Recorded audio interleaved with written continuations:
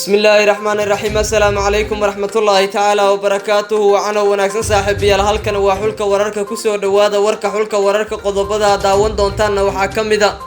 jilaagi caanka ahaa ee Cabdi Muriidi dheer ajakis oo ku geeriyooday magaalada Muqdisho iyo xogo la yaab leh oo laga helay sababta geerida jilaagaasi taliya amisom ka tirsan oo aan weligii Soomaaliya imaan oo soo gaaray magaalada Muqdisho lana kulmay madaxweyne farmaajo iyo ra'iisul wasaare Rooble iyo sare culus oo laga helay sababta uu Muqdisho u yimid sargaalkaasi dagaalkii ahlu sunna iyo galmudug oo ka qarxay deegaanada galmudug iyo booliska galmudug oo si toos ah uga hanjabay hoggaanka ahlu sunna wal jameeca maamul goboleedka Puntland waxa uu bilaabay dagaal ka dhan musharaxiinta u tartamaya kuraasta baarlamaanka iyadoo dagaal culus laga baqdin qaba inay ka qarxo deegaanada dawlad goboleedkaasi madaxweynihii hore ee dalka Afghanistan Ashraf Ghani oo laga jabsaday bartiisa Facebook iyo xogo qarsoon oo lagu faafiyay bartaasi iyo dhul gariir culus oo ku dhuftay jasiirad ku taala waqooyiga dalka Giriga marka la isarga bon saaxiib yar halkani waa xulka wararka fadlan hadii aad nagu cusubtaan nagu soo biiro subscribe saar like and share la wadaag saaxiibada aragtadana waa inoo muhiim commentiga nagu reeb waxa naga xasuusinaa hadii aad joogto waqtiga salaad inaad soo gudato waajibka rabbi kadibna dib ugu soo laabato daawashada muuqaalkan qodobadii aad daawateen oo dhameystiran u diyaar garooba aynu ku bilowno Allahu naxariistay waxa magaalada caasimadda Muqdisho ku geeriyooday jilaagi caanka ahaa ee Cabdi Muriidi dheer ajakiskaasi oo maalmihiina dhaafay ku xanuunsanay magaalada caasimadda Muqdisho siday xaqiijiyeen qaar kamid ah ehelkiisa Allahu naxariistay Cabdi Muriidi dheer ajakis oo ah jilaa caanka ah bulshada dhexdeeda ayaa maanta ku geeriyooday isbitaalka Yardameele ee magaalada caasimadda Muqdisho jilaaga ayaa maalmihiina dhaafay ku xanuunsanaya caasimadda dalka ka gadaal markii qamiistii ina dhaaftay xanuun daraadii uu istaaga ka dhacay kadibna uu xanuun daran ka dareemay wadnaha iyo neefta uu dhibaysay asaate ugu dambeyn maanta ayuu ku geeriyooday isbitaalka Yardameele waxaana geeridiisa ka tacsiyadeeyay madaxweynaha dalka Maxamed Cabdullaahi Farmaajo ra'iisul wasaare Maxamed Xuseen Rooble madaxweynayaashii hore ee dalka wasiirada xildhibaanada iyo xubno kale oo ka tirsan mas'uuliyiinta haatan dalka iyo kuwii hore u soo marayba jilaagan ayaa lagu xasuusan doonaa soo saarista riwaayado dadka ka qosliyay iyo kuwa wacyigelina oo bulshada kaalin sare u ka geysanaya sidii looga wacyigelin lahaa waxyaabaha qaarkood oo bulshada dhexdeeda dhibaatooyin ku haya Allahu naxariistay Cabdi Muriidi dheer ajakis ayaa qayb ka ahaa sanadihii ugu dambeeyay jilaayaasha ugu qoslinta badan ugu caansan Soomaalida dhexdeeda qodobka xiga markaan eegnana saaxiibayaal taliya sare oo ka tirsan ciidamada amisom gaar ahaan kuwa Uganda ayaa soo gaaray Muqdisho isagoo kulamo gaar la qaatay ra'iisul wasaaraha iyo madaxweynaha dalka taliyaha ciidamada lugta ee Uganda ninka lagu magacaabo General Muhoozi Kainerugaba oo sida la sheegay uu dhalay madaxweynaha dalka Uganda Yoweri Museveni iyo saraakiil ciidan uu hogaaminaya ayaa soo gaaray magaalada caasimadda Muqdisho wararka laga helay ayaa waxay sheegayaan in saraakiishan ay la kulmeen madaxweynaha haatan dalka hogaamiya Maxamed Cabdullaahi Farmaajo iyo ra'iisul wasaaraha xukuumadda xilgaarsiinta Maxamed Xuseen Rooble kulankan ayaa waxaana ka soo baxay warar kala duwan inkastoo saxaafadda ay dibad joog ka ahayd haddana waxa xogta ay muujinaysaa in madaxweynaha dalka uu kala hadlay arrimo la xiriira sida amisom gaar ahaan ciidamada Uganda ay kaalin firfircoon kaga geysan lahaayeen sugidda iyo xaqiijinta amniga dalka iyo midda doorashooyinka sidoo kale ra'iisul wasaare Rooble ayaa saraakiishan kulanka uu la qaatay waxa diiradda lagu saaray arrinta la xiriirta sidii meel looga soo wada jeesan lahaa la dagaalanka al-shabaab iyo sidii la isaga kaashan lahaa in dalka ay ka dhacdo doorasho nabdoon oo amnigeeda la isku haleyn karo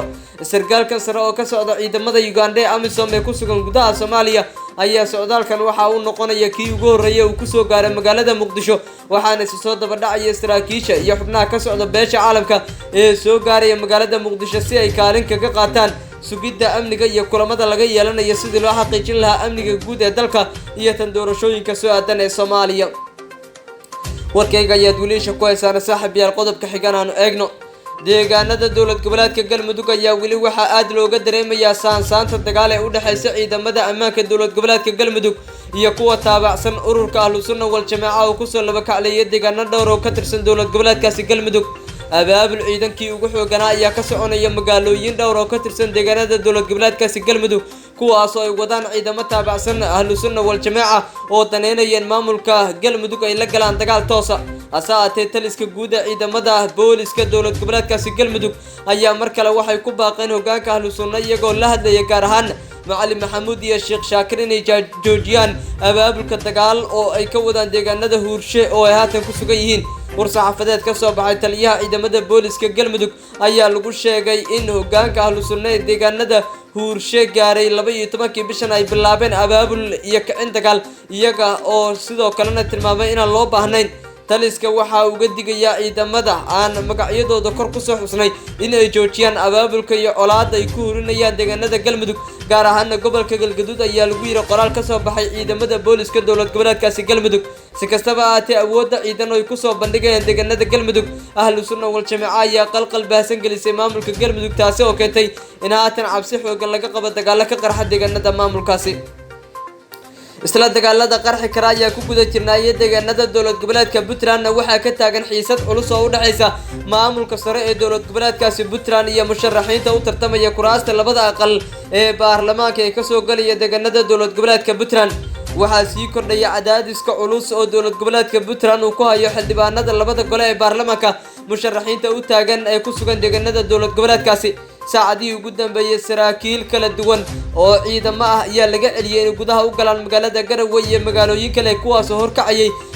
musharaxiin kala duwan oo u taagan xilka xildhibaanimada labada aqal ee baarlamaanka si gaar ah waxaa loo wada xusayaa wasiirka qorsheynta ee dowladda Soomaaliya Jamaal Maxamed Xasan kaas oo dhaqdhaqaaqyo ugu xooganaa ka wada deegaanada dowlad goboleedkaasi Puntland asa aatee saacadii ugu dambeeyay sidoo kale waxaa deegaano dhowr oo ka tirsan gobolka Sanaag ka kicitimay ciidamadii ugu faraha badnaa kuwaas oo u ruqaansaday dhanka gobolka Nugaal gaar ahaan magaalada Garowe ciidamada ayaa la aaminsan yahay inay taabacsan musharaxiinta la celinayo isla markaana ay ka hortagi doonaan arrintaasi wasaaradda amniga gudaha ee dowlad goboleedka Puntland ayaa sheegtay in aan loo baahnayn in ay ciidamo la soo galaan musharaxiinta taasi yeelkadeedna loo baahan yahay in laamaha ammaanka ay ku wargeliyaan si kastaba musharaxiin saameyn xoogan ku leh siyaasadda ayaa ku sugan deegaanada dowlad goboleedkaasi Puntland iyagoo halkaasi u jooga raadinta kuraasta labada aqal ee baarlamaanka ee laga soo dooranayo deegaanada maamulkaasi ha yeeshee waxay dagaalo culus kala kulmayaan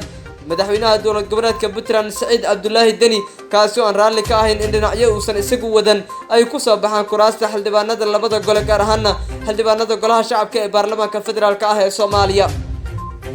warkayga ayaa weli daawanaysaan saaxiibayaal markan akhbaaraadka dibadda ee warkayga ku jira aanu eegno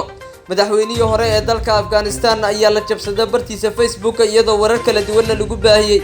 qoraal uu madaxweynihii hore ee dalka Afghanistan Ashraf Ghani soo dhigay bartiisa Twitter-ka ayuu ku shaaciyay in laga jabsaday bartiisa Facebook laguna qoray erayo lagu taageerayo hoggaanka ururka Taliban Mr. Ashraf ninka la yiraahdo waa Ashraf Ghani oo ku sugan magaalada Abu Dhabi ee dalka Imaaraadka Carabta ayaa u sheegay inuusan gacanta ku haynin Facebook isaga uu lahaa daqiiqada koorna waxa uu bartiisa lagu soo qoraal ku baaqay aqoonsiga maamulka Taliban iyo inuu taageero iyo sidoo kale in la taageero dhinacyadaasi Ashraf Ghani oo bartamihii bishii hore Agoosto ka soo cararay magaalada Kabul ayaa waxa jabshada bartiisa Facebook ay ku soo beegantay xilli ururka Taliban uu kuluf ugu jira aqoonsi diblomaasiyadeed oo caalami ah iyo in ay gacanta ku dhigaan guud ahaanba awoodda sare ee dalkaasi 15 bishii in dhaaftay ee September ayay gudaha u galeen ciidamada kala duwan ee dalkaasi Taliban weeyaan gudaha dalka Afghanistan waxaana halkaasi ay ku yeesheen galaangal iyo awood sare oo haatan baadi goob loogu jiro sidii gacantooda mar kale looga maroojin lahaa qodobka ugu dambeeya warkeenana waxa uu noqonayaa dhul gariir xoogan ayaa ku dhuftay